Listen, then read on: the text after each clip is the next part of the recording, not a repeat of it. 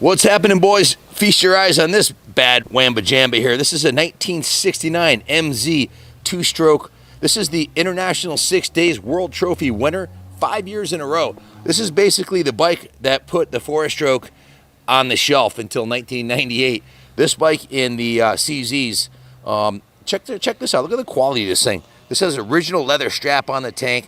It says International 6 Days MZ 63, 64, 65, 66, 67. International 6 Days World Trophy winner right on the gas cap in case you ever forget. I believe these are the original handlebars. All the running gear appears to be original. The forks with the springs on them. 21-inch front, 18-inch rear, Girling style rear shocks. Air-cooled, single-cylinder two-stroke with a high pipe. Just a really cool piece. We bought this from the VP distributor, the local VP distributor. And he bought it over here right out of his barn fresh. And he'd always had VP fuel on it, so it started up pretty much first kick and ran beautifully. And we bought it in here and did a shitload of work to it and cleaned her up really nice and gave her another a lot of preservation services. I'll go over the work order in a minute, but before I do that, let me demonstrate this thing. What really surprised me how good it ran and how fast it is for its day. So without further ado, let's fire it up. It is stone cold. Stone cold. Haven't started it today, even once. So all you got to do is the starting procedure is just tickle the carburetor a little bit until gas flows out. It's an Amel style carb. Listen to the exhaust note on this thing. It sounds so tight. It sounds really, really good. The bike ran great when it came here, and it runs even better now because we've gone through the carb, rebuilt the carb, put a brand new air filter in it, new spark plug, major tune-up, went right through the whole thing, top to bottom, front to back. Look at the pads on the tank. MZ. Real good running classic bike.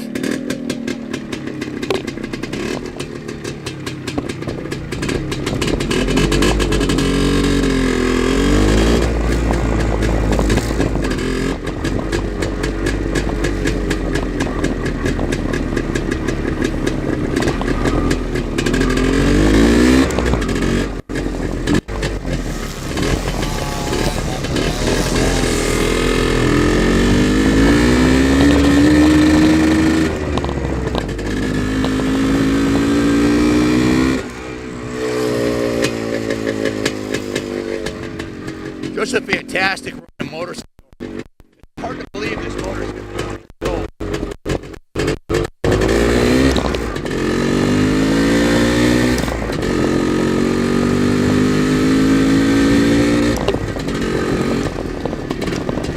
Five-speed overdrive transmission. The clutch and transmission are on point. You can see how with the right rider on this.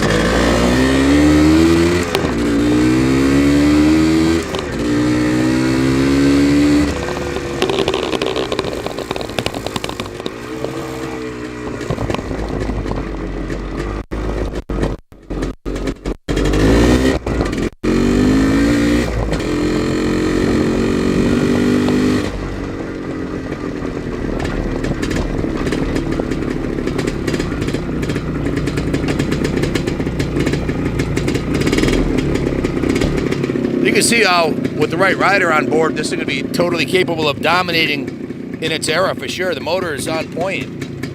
Runs awesome, plenty of torque, plenty of horsepower. Transmission and clutch work great. It's got new brake pads in the front. Drum brakes, but they work. So let's take it across the street and do a little riding demo. New brake shoes, not new brake pads.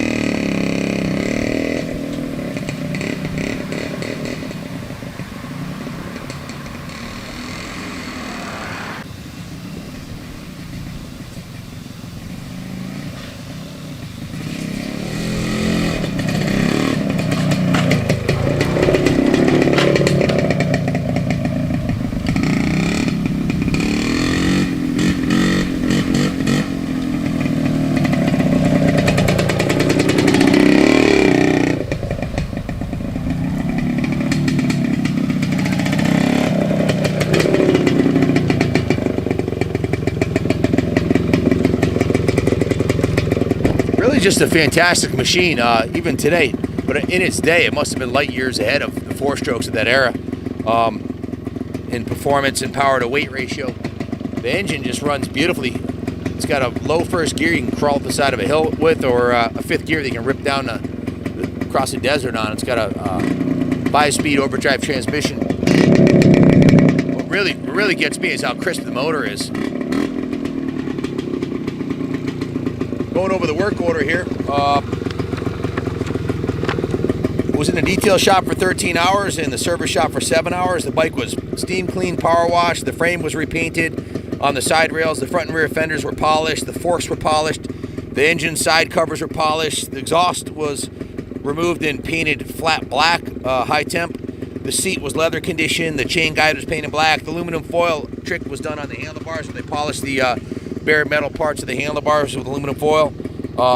Foot pegs and the side stand were painted black, and it was given a full, what we call a rotisserie detail, where the thing was steam clean top to bottom, so it's absolutely spotless. You won't find a piece of dirt anywhere on this. Then I went over to the service department. It's got a new spark plug, new air filter, VP 110 mixed 32 to 1.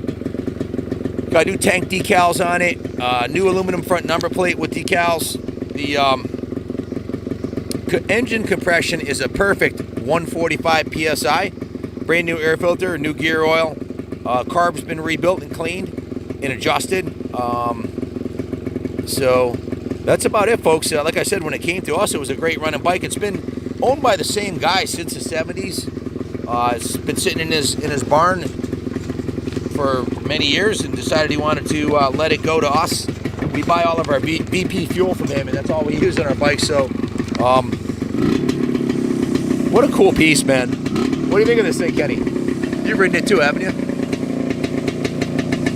First MZ that I've ridden, and first impressions, that exhaust note for one, and the motor's super tight, guys. These are inherently noisy engines, so when you have one where you can't hear any piston slapping, there's virtually no noise other than the exhaust note, that's how you know it's a good one. Tolerances are tight.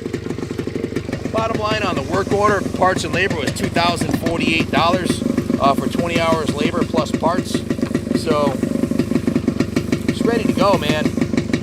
I mean, we could have put a new paint job on it, but I kind of like the character of the original paint. That's why we decided not to paint it.